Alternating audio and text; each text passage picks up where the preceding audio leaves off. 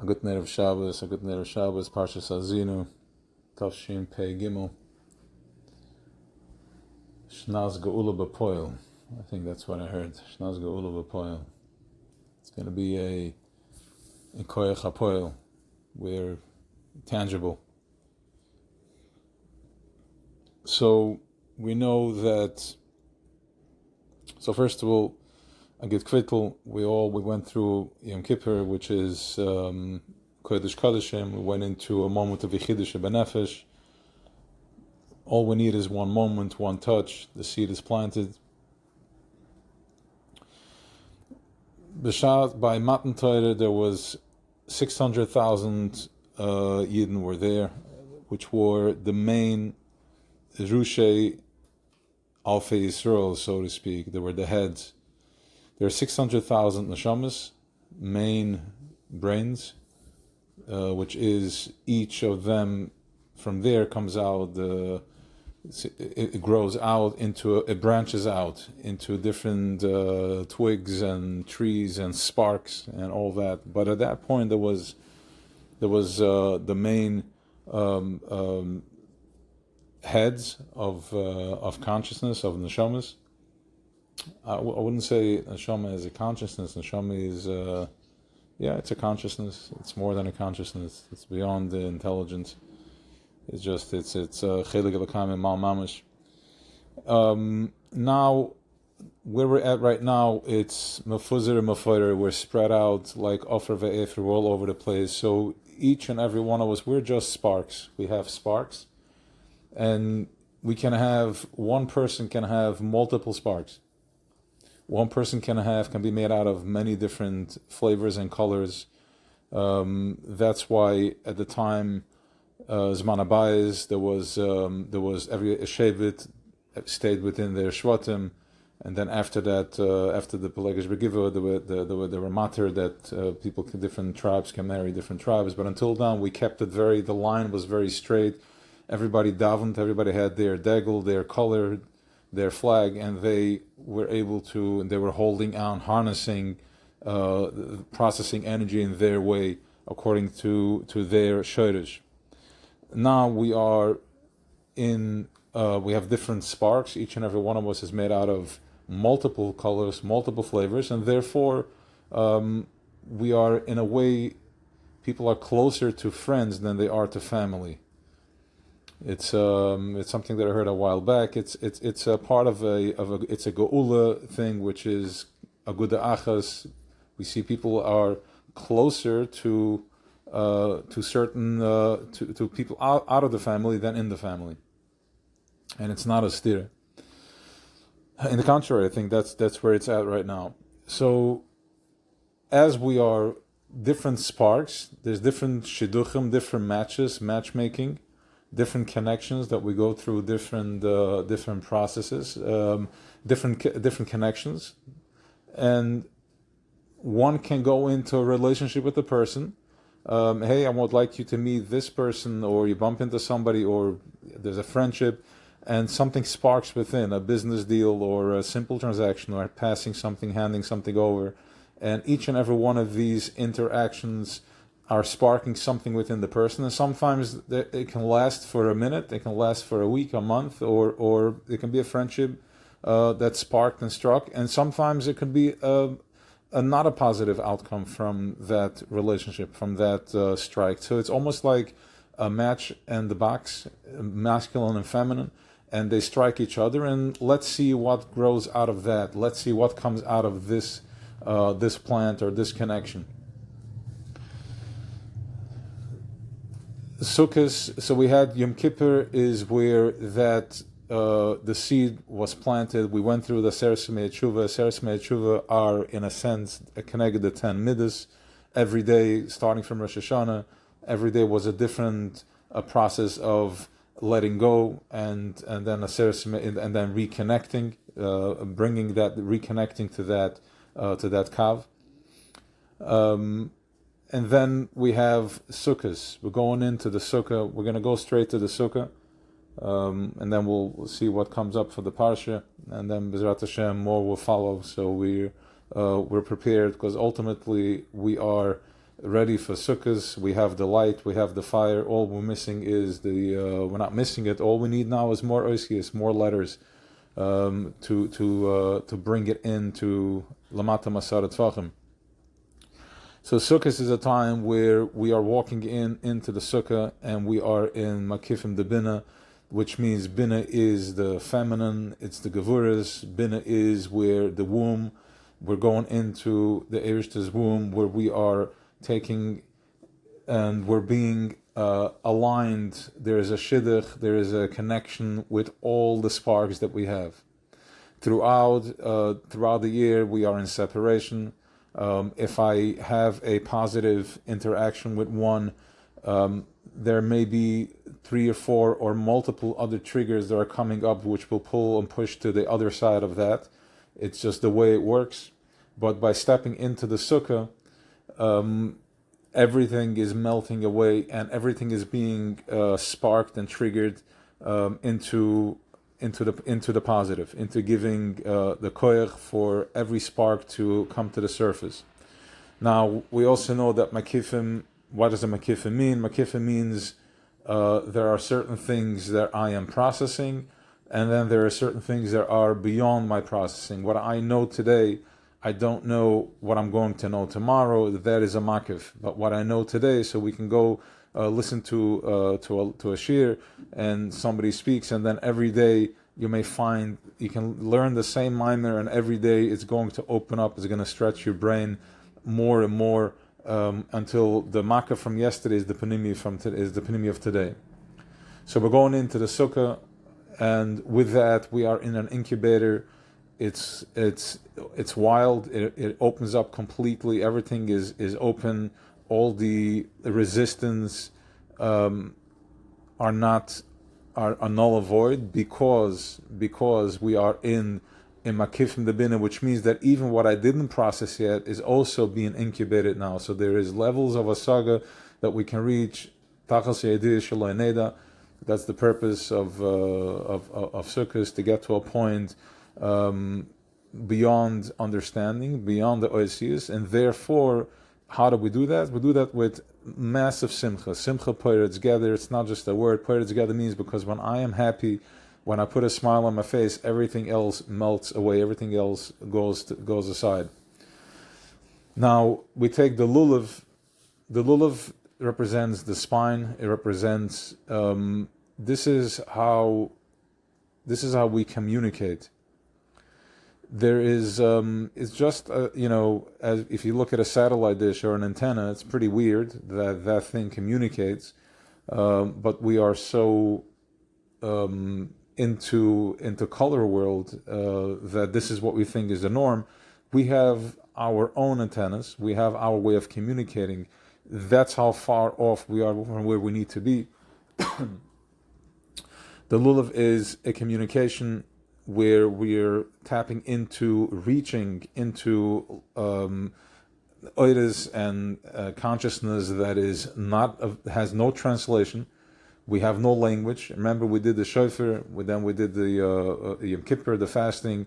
Now we're tapping into these oiras. Now that we're standing in Makifim the Bina, we're going into Chachma, Keser, the Esrog, and the Pitum of the Esrog represents the Keser. We're tapping into. We're turning into, until now we are Shechina, we are the feminine, and now we're turning into, we're going into the masculine.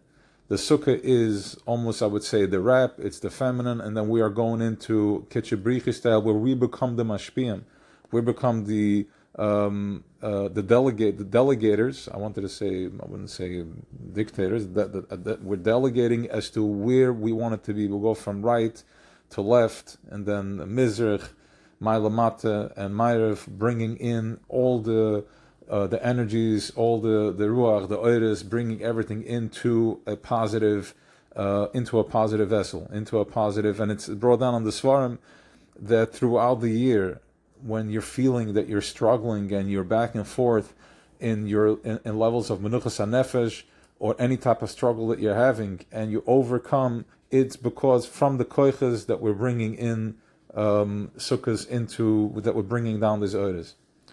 So it's, once again, our obligation, and it's a necessity. We are required. Everybody is waiting for us to bring in these to land the consciousness. Instead of being busy with the lack of, instead of being busy with the resistance, pull yourself out from all that.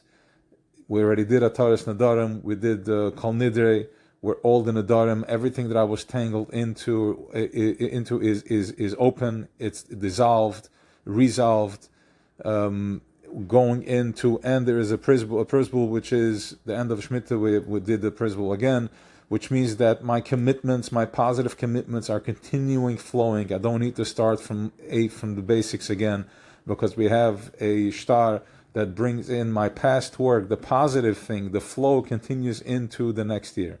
The flow continues into Shana Ashminis, which is going into the 8th year, which is a Mashiach year. This is when it's happening. This is when the Gula is happening. So we have the Lulav, which is also Hamshacha. It brings down, it pulls down the Oiris. It's very important to and to do it in the Sukkah, the first time in the Sukkah. This is men and women. To do it in the Sukkah while we're wrapped in the arms of we're tapping into the last, the avodah up until now was from the Gevuras. Now we are here. It's important Nakuda, not to look at, we were in Gullus for 2,000 years, 2,500 years, 2,000 years, and we made it. Look where we're at. We survived, and we're still here. It's a very Gullisdig way to look at it. We're supposed to see it as that was the idea from start. To begin with, that was exactly the idea. The idea was to we finally pushed through. It's like turning the fruit inside out, taking the pomegranate, the orange, taking it inside out. It's the insides prevail. They come to the outside. They come to the surface. The panimi is getting into the chetzoni. Everything is saturated from the deepest desire. We process the ratzon. We process the zayah from Rosh Hashanah. We asked our king to be our king, to be mamlech on us, to express his ratzon. We did the shofar, and then we did the avanisem, where we went through a process of pain to meet the other pain. One noise is canceling out the other noise. If a person is screaming and I scream louder, I will cancel out his sound. If there's a radio, if there's a music playing and somebody turns up the volume from something else louder, it will cancel out the other noise. This is what we did Yom Kippur. We canceled out the other noise, the other sounds. And now that we are finally in a place of silence, it's the calmness after the storm, we're stepping into the Sukkah, bringing in this, aligning ourselves with Kitchebrichi. So the point is that the 2,000 years of Gullus is exactly, remember, the problem is the problem. It wasn't created. It wasn't created from something that happened. It's just, that was the spin. And with his chesed and rachman, he wanted to be in Dira B'Tachtonim. The Eibishter wanted to have a Dira B'Tachtonim, which means that there is world and there's consciousness, that Sukkot is happening all the time, but he wanted to have an area in Welt where we need to take physical, the way it shows up, with Atzilish, the Eibishter's hands show up here in this world is in a Sukkah. It looks like taking boards, building 3 or 4 walls, and putting schach on top, which represents the Anana Yakovit. The Anana Yakovit is from the Ketores that were created throughout Yom Kippur when the Kohen Gadol went into Kodesh Kodeshim. It's the Hevel today. The way we do this is the Hevel from the Tefillah, the Hevel Apeh, the vape that comes out from the mouth when we speak. From the davening, that created the schach, and this is what we're walking into. This is what we're walking into when we're going into the sukkah. So, we're gonna Bezrat Hashem follow up with more. We're gonna follow up with more. We're gonna keep it to a number here, because otherwise it gets too long. I just want to add one thing. Im shanoisi berak charbi b'seichas b'mishpat yadi ashev nakam letzara lemesana eshalom. It's a pasuk in this week in Parshas Azinu, where Rashi is teaching that the Eibishter's midah, when a person shoots an arrow, he can't stop it anymore. But when the Eibishter shoots an arrow, he can still stop it, which means that he's everywhere. It's when I'm feeling frustration and I feel that it's out of control, just take a deep breath from the nose, align yourself, center yourself, take a deep breath, and you can bring it in, because we are connected to the ultimate. It's not just we're not just here in an expression of a midah. We're not something that is from the other an attribute. We're dealing here with neshama level. We're dealing here with chelik elokayim mal mamish, atzmas oir in soif, im shanoise barak charbe b'seichas b'mishpat yadi ashiv. You can bring it back. You can bring back whatever was activated can be brought back. You can stop it. If there is a moment, if there's an anger, it's a midah, it's an attribute. You have the koyach to pull it back, and so goes to the other side too.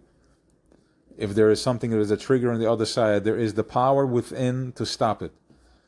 You can start by cracking a smile on your face. That will change the molecules. It will realign everything. I'm saying it because we're going in. First of all, it's in this week's parsha. And second of all, we're going into Yom Tov. We're home. There's a lot of moving, a lot of energy that's coming in.